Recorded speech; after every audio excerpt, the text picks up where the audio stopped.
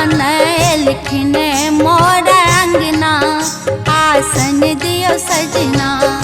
आहे आसन दियो सजना, आहे आसन दियो सजना, आहे आसन दियो सजना, आहे आसन दियो सजना।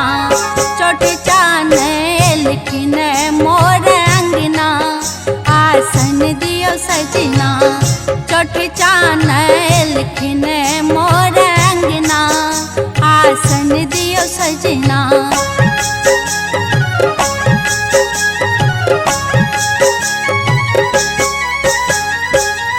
गंगा जल सा चरण पखारबे, चानन आ फूल चढ़ायबे।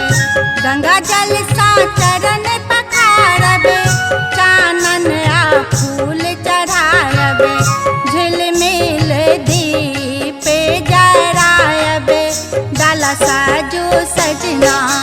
चोट चान लिखन मोर अंगना, आसन दियो सजना।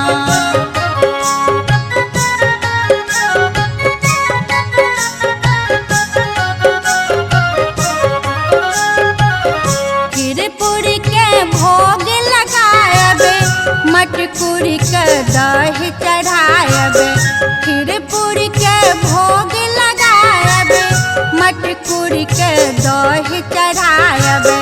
हाथ फल शीश झुकायबे, सब महिमा गायबे। चोट चान लिखन मोर अंगना, आसन दियो सजना।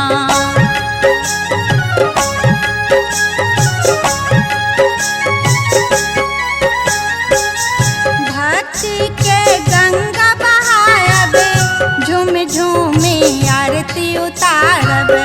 भक्ति के गंगा बहायबे, झूम झूमी आरती उतारबे।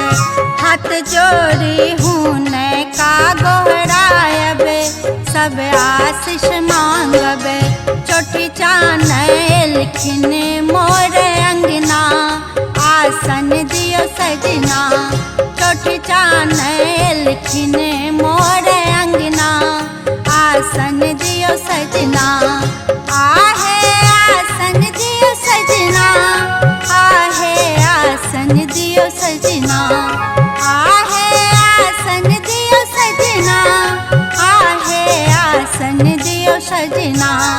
चोट चान लिखन मोर अंगना, आसन दियो सजना। चोट चान लिखन मोर